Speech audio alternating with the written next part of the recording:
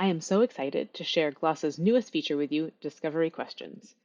Most of us, when we start a project, we have a broad sense of the questions that we want to ask, whether we're in sales or delivery. But we are also flexible. Sometimes a client says something that just opens up a Pandora's box, and we have to go deep down a rabbit hole and figure out what they are talking about. These are the patterns of experienced and skilled SEs, solution architects, BAs. You have to have breadth and you have to have depth.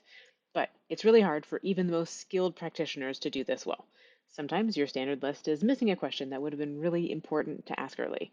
Sometimes you go so deep down the rabbit hole that you forget to come up to the rest of the standard questions. Sometimes you go so deep down a rabbit hole and you don't even get to the most important question down there. Today, I am hearing a lot of people using Claude or Notebook LM to help come up with questions, and even when you build skills, this is essentially an individual project. You have islands of improvement instead of a team that gets better. And every time you miss a question, obviously, it is very expensive. It takes the form of rework and scope creep, the two things that Glossa is designed to eliminate.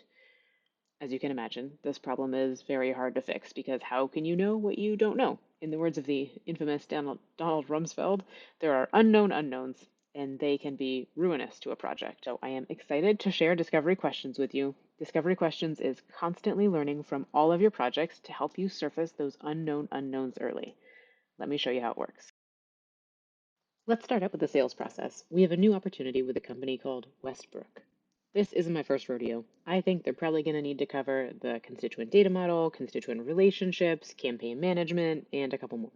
These categories that I'm selecting are specific to me and my org, and they've learned from all of my prior projects. Now that the project is saved, I can go to my New Questions tab, and I can see my Discovery to-do list. Every one of those categories that I added has standard questions that we've accumulated across historical projects. This is the breadth. These are the questions that need to get answered every time. I don't have to go find a list of standard questions or, worse, try to think of them myself on the fly. And all of my teammates are using the same questions, so we have consistency across projects. Let's fast forward to the sales conversation. I'm in the sales conversation with Jordan, and as I'm going through the call, I can use these questions as a reference if I want to, but I don't have to go line by line. I can keep it natural. The call recording automatically gets added into Glossa, and like always, requirements are generated, business outcomes are generated, and we are automatically seeing which requirements fulfill which business outcomes. That's all stuff that happens today. But in addition, we're also seeing discovery progress happening live. So in my conversation with Jordan, we covered some of these questions. They were answered live, and we can see the answers are tied to requirements. I didn't have to go through the list like a robot and check off each one as it was answered. Glossa did it for me. And you can see there are some other questions that we didn't cover. So when we have our next conversation, I don't have to remember these or track them somewhere. Glossa does it for me. Sometimes you already know the answer to a question. Maybe it wasn't said explicitly, maybe you have prior context. You can answer the question yourself, and we'll optionally create a requirement from that answer too.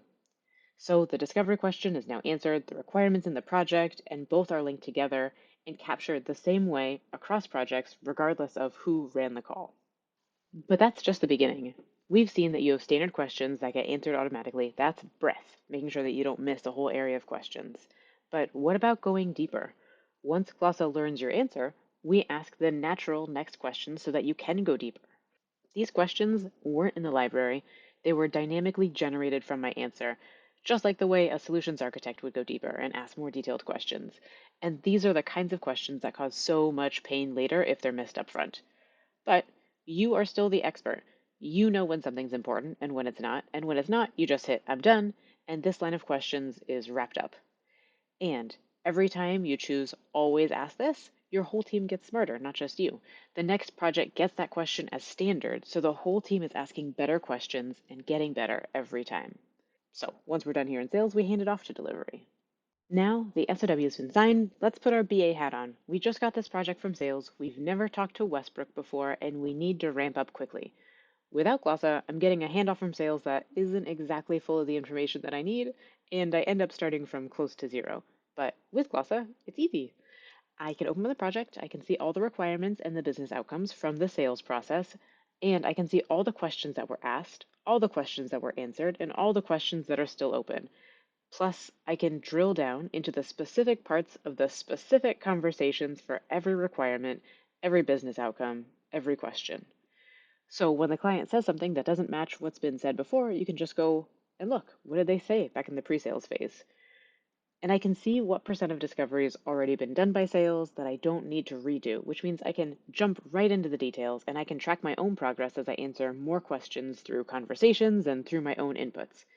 And this is also something that's really handy to share with leadership. For any project, you can easily see what percent complete are we for discovery.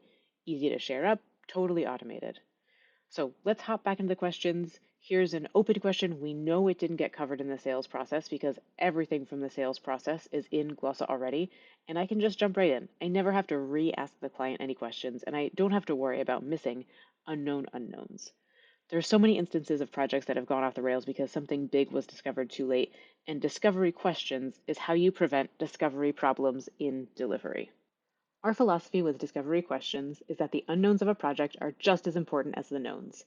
They deserve the same first class treatment. They should be enumerated, tracked, answered, auditable. And when you do that, when the questions that you ask get better and better every project, your scopes are more accurate, your projects go more smoothly, your margin grows, and, not the least important by any means, your teams are happier.